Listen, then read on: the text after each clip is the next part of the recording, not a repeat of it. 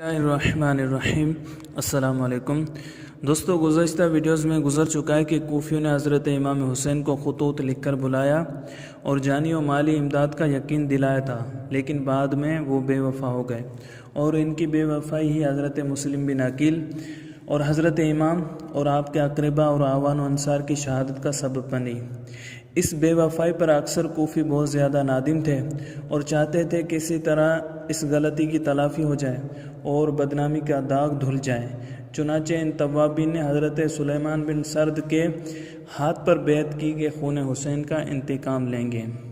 शुरू में तो हज़रत सुलेमान बिन सर्द के इर्द गिर्द बहुत ज़्यादा लोग जमा हो गए, बाद में इनमें से अक्सर साथ छोड़ गए और मुखलिसिन की तादाद कम रह गई, मगर ये लोग अपने अहद पर कायम रहे और इन्होंने ये तय किया कि सबसे पहले शाम जाकर इब्न ज़ियाद से जंग की जाए और बाद में दूसरे लोगों से निपटा जाए। ये लोग इब्न ज़ियाद के मुकाबले के लिए निकले। रास्ते में ये लोग करबला में हज़रत इमाम के मरकद मुनव्वर पर हाजिर हुए और ज़ारी तज़र्रुर के साथ तौबा व इस्तिग़फ़ार के तालिब हुए। जब यहाँ से रवाना होकर शाम के करीब पहुँचे और इब्न ज़ियाद को उनके आने की खबरें मिली तो उसने हसीन बिन नमीर को 12,000 फ़ौज के साथ मुकाबले के लिए भेजा। मुख्तसर ये कि जंग हुई और सुलेमान के साथियों ने बावजूद कलील होने के हज़ारों शामियों को मौत के घाट उतार दिया। इब्न ज़ियाद की तरफ से बराबर लश्कर और मदद पहुंचती रही। आखिर हज़रत सुलेमान हसीन बिन नमीर के हाथ से कत्ल हुए और इसी तरह उनके रफ़क़ा भी कत्ल होते रहे और चंद बाकी जो रह गए थे वो अपनी शिकस्त यकीनी समझकर रात के वक्त भाग निकले। फिर मुख्तार बिन उबैदा सकफ़ी ने, जो अपने दिल में हुब्बे जा रखता था, खून हुसैन का बदला लेने के लिए अलम बुलंद किया और अपने आप को हज़रत मोहम्मद बिन हनफिया का खलीफा ज़ाहिर करके कहा कि इन्होंने मुझे हुक्म दिया है कि मैं खून हुसैन का बदला लूँ, इसलिए लोगों मेरा साथ दो। लोगों ने इस पर एतमाद ना किया और हज़रत मोहम्मद बिन हनफिया से इसकी तस्दीक की तो अगरचे वो मुख्तार को अच्छा नहीं समझते थे, मगर इन्होंने फरमाया बिलाशुबह हम पर खून हुसैन का बदला लेना वाजिब है। इससे लोगों को तसल्ली हो गई और वो मुख्तार के झंडे तले जमा होने लगे और ये तहरीक काफ़ी ज़ोर पकड़ गई। इस वक्त हज़रत अब्दुल्ला बिन ज़ुबैर की तरफ से अब्दुल्ला बिन मुती हाकिम कूफा थे। इन्होंने इस तहरीक को रोकने की काफ़ी कोशिश की, यहाँ तक कि चंद बार लड़ाई भी हुई, लेकिन हर बार हाकिम कूफा की फ़ौज को शिकस्त हुई। आखिर इब्न मुती ने किले का दरवाज़ा बंद कर लिया और अपनी शिकस्त का एतराफ़ करके अमान की तलब की। इनको अमान दे दी गई। चुनाचे वो बसरा चले गए और मुख्तार को इराक़, कूफा, खुरासान और इनके अतराफ़ व जवानिब पर तसल्लुत और जुमला ख़ज़ाइन हुकूमत पर कब्ज़ा हासिल हो गया तो इसने अपनी हुकूमत का ऐलान कर दिया और लोगों से अच्छी तरह पेश आने लगा और कहता मैं खलीफतुल महदी हूँ। मुख्तसर ये कि इसने लोगों से कहा मुझे हर उस शख्स का पता बताओ जो इब्न साद के लश्कर में था और इमाम हुसैन के मुकाबले में गया था या जो इनके कत्ल से खुश हुआ था। लोगों ने बताना शुरू किया और मुख्तार ने इनको मारना और सूली पर लटकाना शुरू कर दिया। इस तरह सैकड़ों आदमियों को मारा। एक दिन मुख्तार ने अपने दोस्तों से कहा कि कल मैं एक ऐसे शख्स को मारूंगा जिससे तमाम मोमिनीन और मलाइका मुकर्रबीन भी खुश होंगे। इस वक्त इसके पास हैसम बिन असवद नख़ाई बैठा था। वो समझ गया कि मुख्तार का इरादा अमर बिन साद को मारने का है। चुनाचे उसने एक आदमी को अमर बिन साद के बुलाने के लिए भेजा। अमर बिन साद ने अपने बेटे हफ्स को भेज दिया। जब वो आया तो मुख्तार ने इससे पूछा तेरा बाप कहाँ है? उसने कहा घर में है। मुख्तार ने कहा अब रे की हुकूमत छोड़कर क्यों घर बैठा हुआ है? हज़रत हुसैन के कत्ल के दिन क्यों ना घर बैठा? फिर इसने अपने ख़ास मुहाफ़िज़ अबू अमरा को भेजा कि इब्न साद को कत्ल करके इसका सर काट कर ले आओ। वो गया और उसने इब्न साद को कत्ल किया और उसका सर काट कर अपनी कुबा में छुपा कर ले आया और मुख्तार के आगे ला के रख दिया।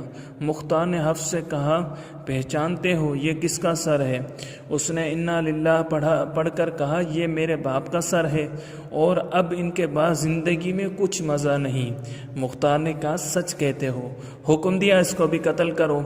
वो भी कत्ल हुआ। मुख्तार ने कहा عمر کا سر حسین کا بدلہ ہے اور حفص کا سر علی بن حسین کا سر کا، اگرچہ یہ دونوں کے برابر نہیں ہو سکتے۔ خدا کی قسم اگر میں 1/3 قریش کو بھی قتل کر دوں تو وہ سب حسین کی 1 انگلی کے برابر بھی نہیں ہو سکتے۔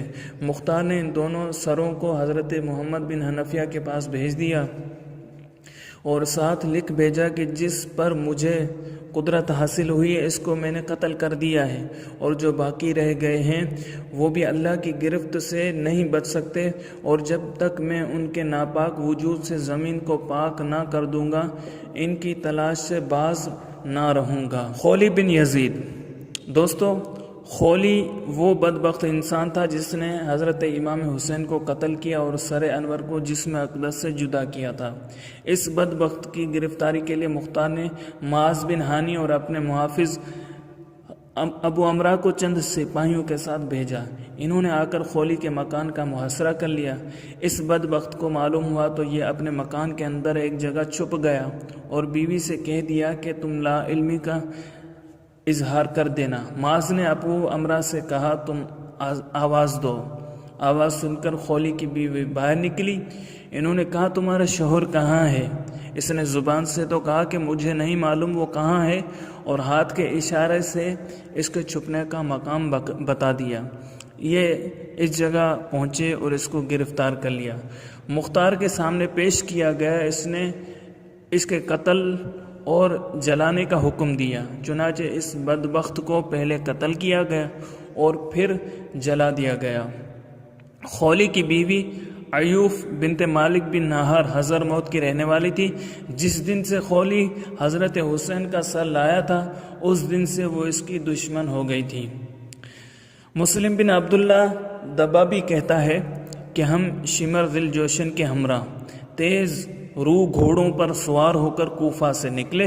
مختار کے غلام ضربی نے ہمارا تعاقب کیا۔ ہم نے بڑی تیزی سے اپنے گھوڑے دوڑائے لیکن ضربی نے ہمیں آ لیا اور شمر پر حملہ آور ہوا۔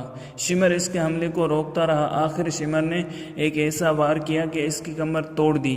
جب مختار کو معلوم ہوا تو اس نے کہا اگر یہ مجھ سے مشورہ کرتا تو میں اس کو اس طرح شمر پر حملہ کرنے کا حکم نہ دیتا۔ شمر وہاں سے چل کر کوفہ اور بصرہ کے تقریباً درمیان دریا کے کنارے پر واقع ایک گاؤں کلتانیہ میں پہنچا اور ایک دیہاتی مزدور کو بلا کر اس کو مار پیٹ کر مجبور کر دیا کہ میرا یہ خط مصعب بن زبیر تک پہنچائے۔ اس خط پر یہ پتہ لکھا تھا شمر دل جوشن کی طرف سے امیر مصعب بن زبیر کے نام۔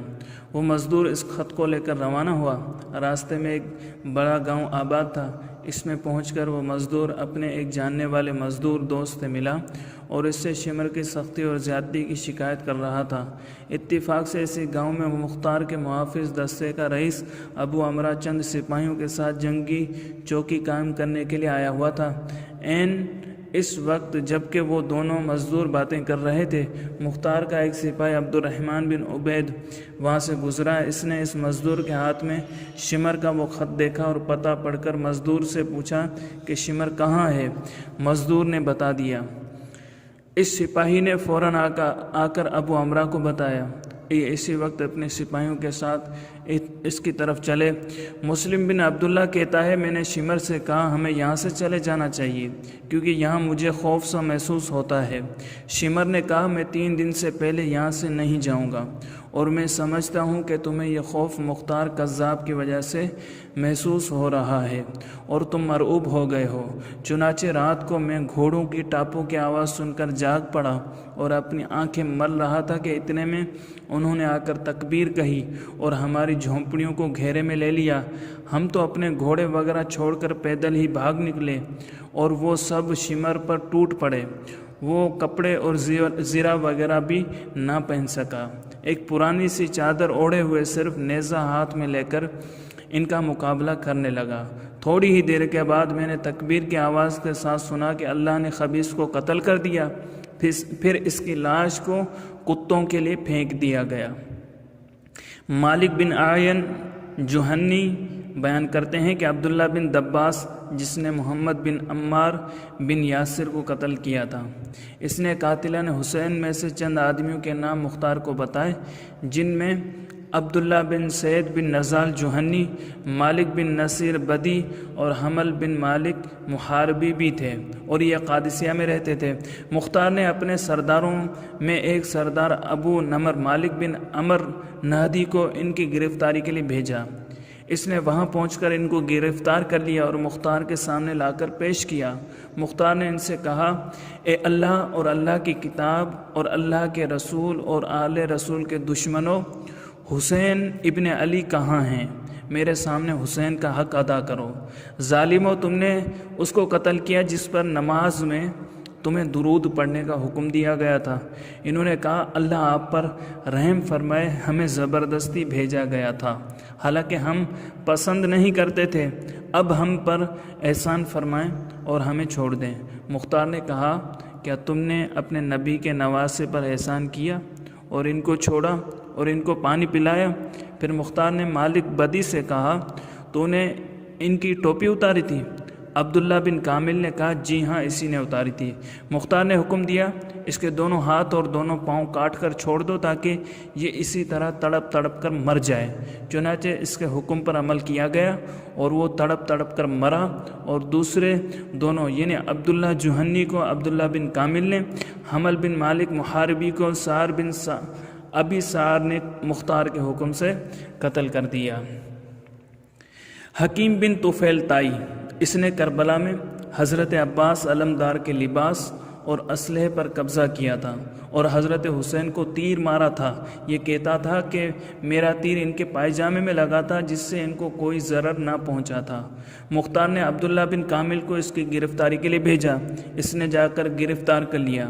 حکیم کے گھر والے عدی بن حاتم کے پاس جا کر فریادی ہوئے کہ اس کو چھوڑائیں۔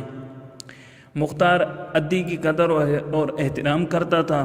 عدی مختار کے پاس برائے سفارش آئے۔ سپاہیوں کو راستے میں معلوم ہوا تو انہوں نے عبداللہ بن کامل سے کہا کہ مختار عدی کی سفارش قبول کر لے گا اور یہ خبیث بچ جائے گا، حالانکہ آپ اس کے جرم سے بخوبی واقف ہیں۔ بہتر یہ ہے کہ ہم اس کو مختار کے پاس نہ لے جائیں اور قتل کر دیں۔ ابن کامل نے اجازت دے دی، چنانچہ اس کو ایک مکان میں لے گئے اور کہا، تو نے ابن علی کا لباس اتارا تھا، ہم تیرا لباس اتارتے ہیں۔ چنانچہ انہوں نے اس کے سب کپڑے اتار دیے اور بنہانا کر دیا۔ پھر کہا، تو نے حضرت حسین کو تیر مارا تھا، اب ہم تجھے تیروں کا نشانہ بناتے ہیں۔ یہ کہہ کر تیروں سے اس کو ہلاک کر دیا۔ ادھر عدی مختار کے پاس پہنچے۔ مختار نے ان کا احترام کیا اور آنے کی غرض پوچھی۔ عدی نے بیان کی۔ مختار نے کہا، ابو ظریف، تم قاتلان حسین کی سفارش کرتے ہو۔ عدی نے کہا، اس پر جھوٹا الزام ہے۔ مختار نے کہا، اگر یہ سچ ہے تو ہم اس کو چھوڑ دیں گے۔ ابھی یہ گفتگو ہو رہی تھی کہ ابن کامل نے آ کر حکیم کے قتل کی اطلاع دی۔ مختار نے کہا، تم نے اس کو میرے پاس لائے بغیر اتنی جلدی کیوں قتل کر دیا؟ دیکھو یہ عدی اس کی سفارش کے لیے آئے ہیں اور یہ اس بات کے اہل ہیں کہ ان کی سفارش قبول کی جائے۔ ابن کامل نے کہا، آپ کے لوگوں نے نہ مانا اور میں مجبور ہو گیا۔ عدی نے ابن کامل کو برا بھلا کہا۔ ابن کامل بھی جواب دینے لگے۔ مختار نے اس کو خاموش رہنے کی ہدایت کی۔ عدی ناراض ہو کر آ گئے۔ ابو سعید سیفل کہتے ہیں کہ سار حنفی نے مختار کو چند قاتلان حسین کا پتہ بتایا۔ مختار نے عبداللہ بن کامل کو ان کی گرفتاری کے لیے بھیجا۔ اس نے ان میں سے زیاد بن مالک، عمران بن خالد، عبد الرحمن بن ابی خشارۃ البجلی اور عبداللہ بن قیس خوانی کو گرفتار کیا اور مختار کے سامنے پیش کیا۔ مختار نے ان سے پوچھا، اے صالحین اور جنت کے نوجوانوں کے سردار کے قاتلوں، بے شک اللہ آج تم سے بدلہ لے گا۔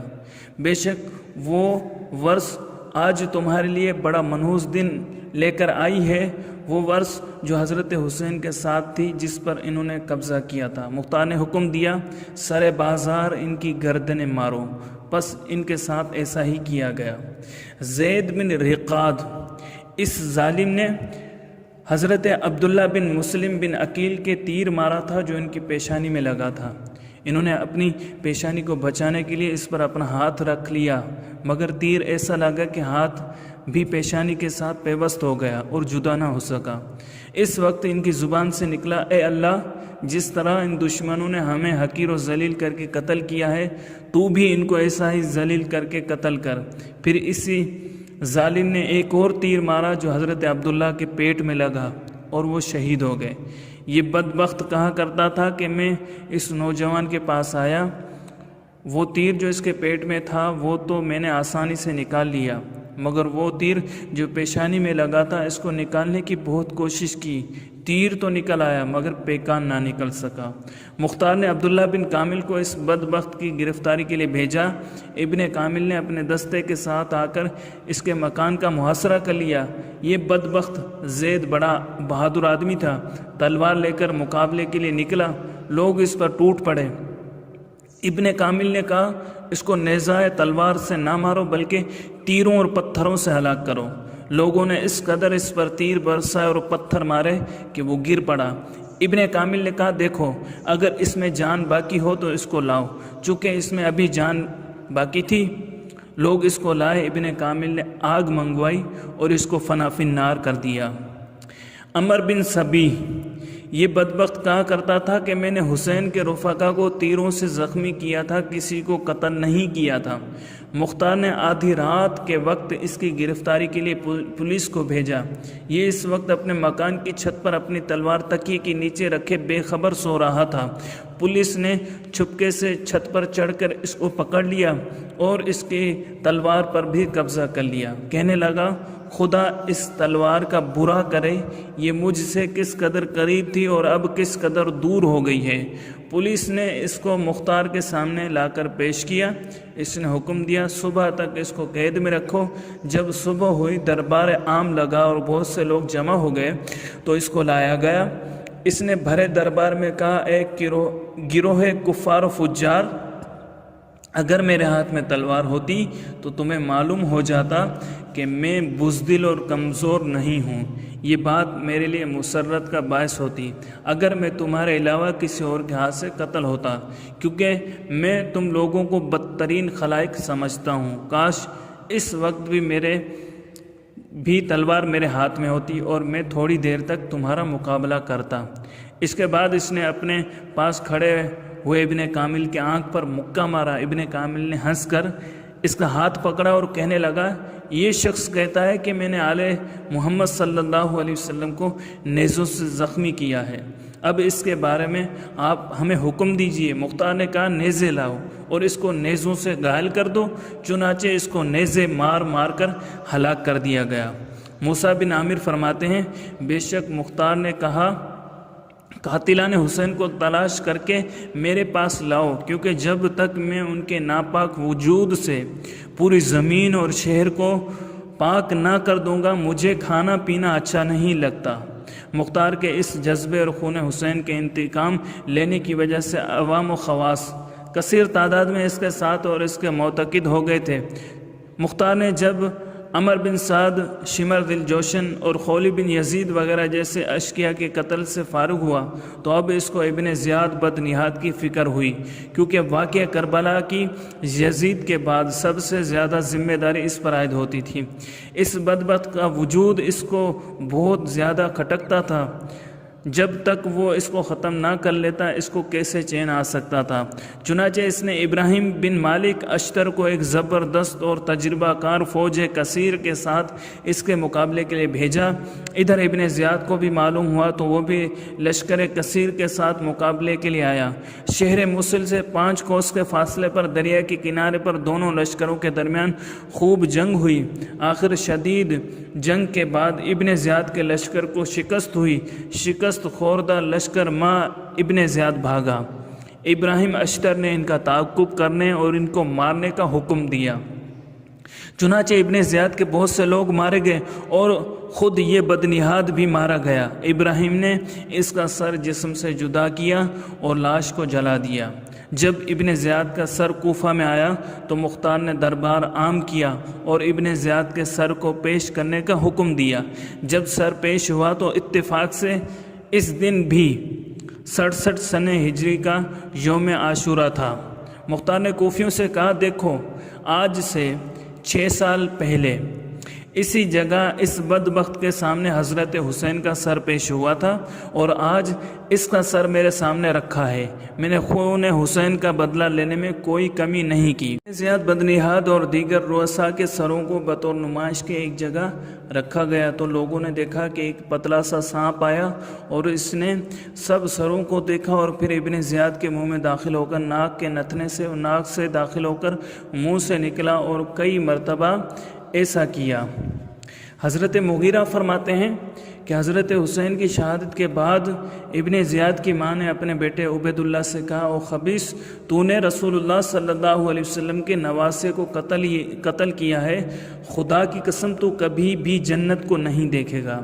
इब्न ज़ियाद के कत्ल के वक्त इब्न मुफर्रग ने ये अशार कहे, जब मौतें किसी जालिम और जाबिर के पास आती हैं तो वो हाजिबों और दरवाज़ों के पर्दे चाक कर देती हैं, यानी रुसवा कर देती हैं। मैं इस खबीसा के बच्चे और इस फरोमाया व नाकिस के बच्चे की मौत के वक्त कहता हूँ कि शुक्र है वो हलाक हुआ। तो इन बदबख्तों में से है जिनके मुर्दों को दफन के वक्त ज़मीन भी कबूल नहीं करती और मलबूस निजासत व गलाजत को कैसे कबूल करे। हकीकत ये है कि मुख्तार ने शुहदाए करबला के मुक़द्दस खून का खूब बदला लिया।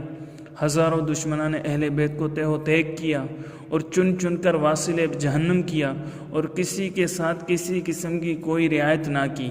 यहाँ तक कि शिमर मलऊन, जो एक रिवायत के मुताबिक इसका बहनोई था, और शिमर का बेटा जो इसका भांजा था, इसकी गर्दन मारने का भी हुक्म दिया।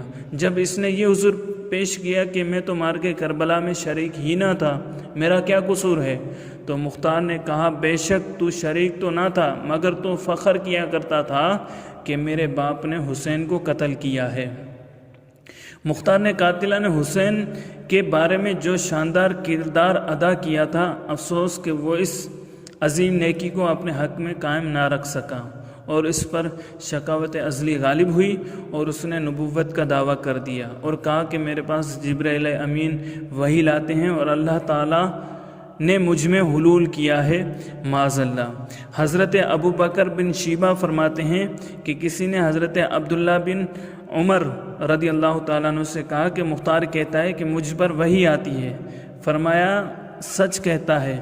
फिर ये आयत पढ़ी, इन्न शयातीन लयूहून इला औलियाइहिम, कि बेशक शयातीन अपने दोस्तों की तरफ वही किया करते हैं। मुख्तार ने अहनफ बिन कैस को ख़त लिखा कि तुम अपनी कौम को दोज़ख की तरफ लिए जा रहे हो जहाँ से वापसी मुमकिन नहीं, और मुझे ये बात पहुँची है कि तुम लोग मेरी तकज़ीब करते हो, तो अगर तुम मेरी तकज़ीब करते हो तो मुझसे पहले रसूलों की भी तो तकज़ीब की गई है। ईसा बिन दीनार फरमाते हैं कि मैंने अबू जाफ़र हज़रत इमाम मोहम्मद बाकिर से मुख्तार के मुतालिक पूछा तो आपने फरमाया कि मैंने अपने बाप हज़रत अली बिन हुसैन ज़ैनुल आबिदीन को देखा कि काबतुल्लाह के दरवाज़े पर खड़े हुए मुख्तार पर लानत कर रहे थे।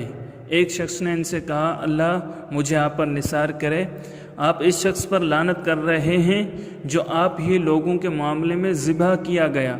आपने फरमाया कि बिलाशुबा वो कज़्ज़ाब था, क्योंकि वो अल्लाह और उसके रसूल सल्लल्लाहु अलैहि वसल्लम पर झूठ बांधा करता था।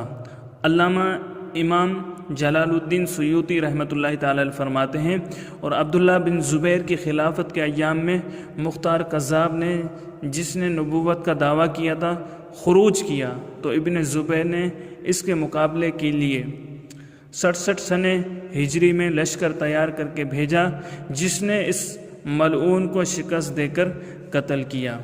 दोस्तों, अगर आपको हमारी ये वीडियो पसंद आई है तो लाइक कीजिए, कमेंट कीजिए, अपने दोस्तों के साथ शेयर कीजिए, और आपने अभी तक हमारे चैनल को सब्सक्राइब नहीं किया तो चैनल को सब्सक्राइब कर लीजिए ताकि हमारी हर नई आने वाली वीडियो आप तक बआसानी पहुंच सके।